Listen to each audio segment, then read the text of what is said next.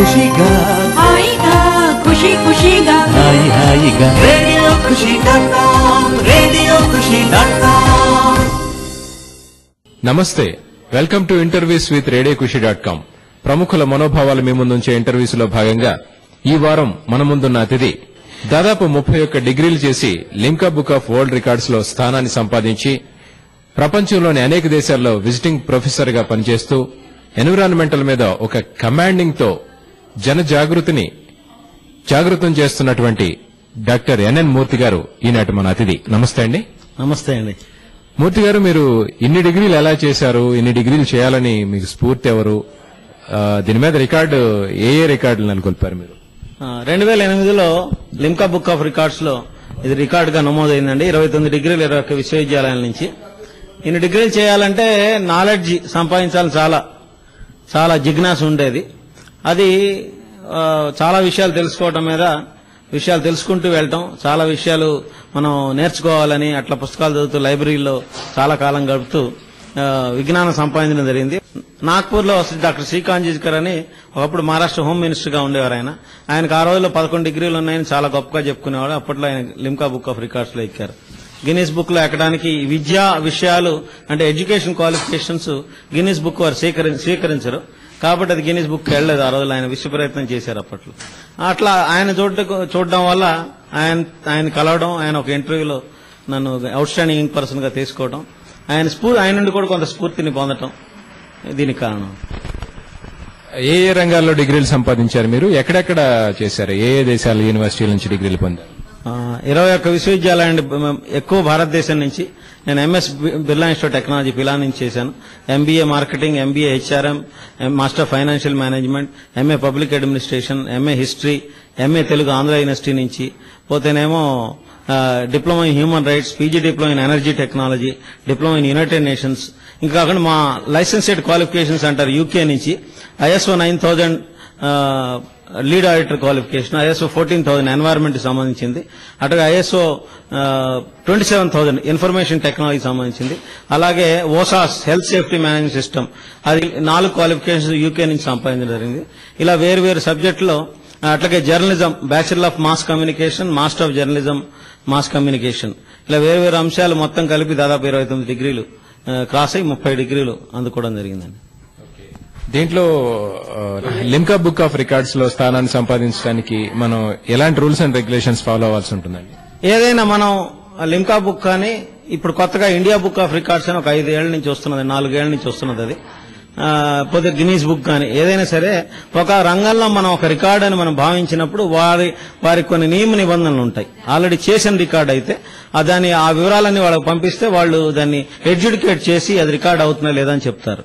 అలాగే పరిగెత్తడం, లేకపోతే దూకటం, లేకపోతే చప్పట్లు కొట్టడం, లేకపోతే ఇంకేదైనా పాటలు పాడడం, 36 గంటలు పాటలు పాడడం, లేకపోతే హార్మోనియం, ఇలా వేరు రంగాలు అయితే కనుక వాళ్ళ నుండి ముందే కొన్ని సలహాలు, వాళ్ళ యొక్క రూల్స్ అండ్ రెగ్యులేషన్స్ తెలుసుకుంటే అది రికార్డు ఎలా నెలకొల్పొచ్చని ఆ ప్రకారం రికార్డు చేయదలుచుకున్న వ్యక్తి ఆ రూల్స్ ఫాలో అవుతూ దాని రికార్డుగా ఏర్పాటు చేయొచ్చు. అయితే పరీక్షలు, ఎడ్యుకేషన్ క్వాలిఫికేషన్ విషయంలో వాళ్ళ రూల్స్ అండ్ రెగ్యులేషన్స్ అంటూ ప్రత్యేకంగా ఏమీ లేవు నాకు తెలిసినంత వరకు. మనం చదువుతూ పోయాం, ఒక స్థాయిలో నాకు ఇది రికార్డు అవుతుందని నేను వాళ్ళని వాళ్ళకి రాసినప్పుడు వాళ్ళ వివరాలని పంపమన్నారు. దాన్ని ఎడ్యుకేట్ చేసి ఇలా నిర్ణయించడం జరిగిందండి. మీ ఫ్యామిలీ బ్యాక్గ్రౌండ్ ఏంటి? ఎడ్యుకేషన్ బాగా ఇంత స్థాయిలో ఎడ్యుకేషన్ చేయాలని ఎందుకు అనిపించింది? నాగపూర్ లో ఎలా సెటిల్ అయ్యారు మీరు? ఫ్యామిలీ బ్యాక్గ్రౌండ్ బేసిక్ గా మా నసరాపేట దగ్గర చీమలమర్రి అని ఒక గ్రామం అండి. నేను రేపల్లో కూడా కొన్నాళ్ళు చదువుకున్నాను. నాగ్పూర్ వెళ్ళటం అది ఒక సందర్భంలో జరిగింది. అక్కడ ముందు ఉద్యోగంలో జాయిన్ అవటం, అక్కడ కంటిన్యూ అవటం జరిగింది. అక్కడ నాన్నగారు కాలేజీలో లెక్చరర్ పనిచేశారు. అది ఒక ముఖ్యమైన కారణం. ఎడ్యుకేషన్ మీద ఇంట్రెస్ట్ రావడానికి అది జీన్స్ లోంచి వచ్చింది. అట్లాగే మా ఫ్యామిలీలో పండితులు చాలా మంది ఉండేవారు. ఇలా అవి పోతే ఇవన్నీ ఈ కారణాలు బహుశా జీన్స్ లో వచ్చినాయేమో బహుశా.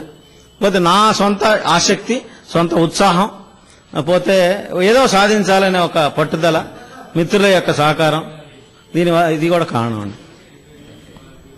మీరు మహారాష్ట్రలోని నాగపూర్ లో సెటిల్ అయ్యారు కదా, అక్కడ ఏం చేస్తున్నారు మీరు? నేను ముందు అక్కడ ఉద్యోగం చేశానండి కొన్నాళ్ళు 2 మల్టీనేషనల్ కంపెనీల్లో.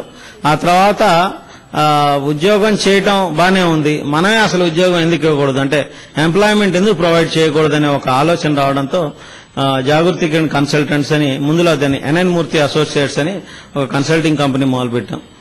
చాలా చిన్న ఒక రూమ్ లో మొదలుపెట్టాం దాదాపు 17 ఏళ్ల క్రితం. అదే కంపెనీ ఇప్పటికి సాగుతూనే ఉంది. అంటే చిన్న రూమ్ నుంచి మొదలుపెట్టి మేము కొంచెం స్థాయి పెరిగాం. ఒక స్థాయిలో కొంతమంది ఇంజనీర్లు వాళ్ళు పనిచేస్తున్నారు. దేశవ్యాప్తంగా కొన్ని ప్రాజెక్టులు ఉన్నాయి, బయట దేశాల్లో కూడా పనిచేస్తున్నాం.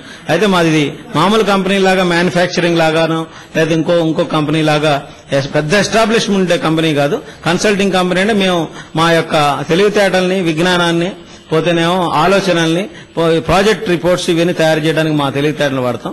కాబట్టి మా దగ్గర ఉండే కొద్దిమంది టీము 15-20 మంది ఇంజనీర్లు, 30 మంది ఇంజనీర్లు, అంటే సమయాన్ని సందర్భాన్ని బట్టి ఈ స్ట్రెంగ్త్ మారుతూ ఉంటుంది.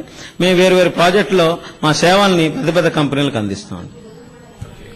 మీ నుంచి దాదాపు ఇప్పుడు ఎంతమందిని దేశ విదేశాల్లో మీరు ఉద్యోగాలు కల్పించగలిగారు? ఇప్పటికి 17 ఏళ్లలో దాదాపు 150 మంది దాకా ఉద్యోగాలు ప్రొవైడ్ చేయగలమండి ఈ కంపెనీ ద్వారా. ఉద్యోగాలు ఎంతమంది చేశామనే దానికి కూడా మేము ఎంత ఉన్నతమైన సేవలను అందించాం, మా యొక్క ఆలోచనలు లేదా మా తెలివితేటల ద్వారా, లేకపోతే మేము చేసే క్వాలిటీ అష్యూరెన్స్ అనే సర్వీసెస్ ప్రొవైడ్ చేస్తాం.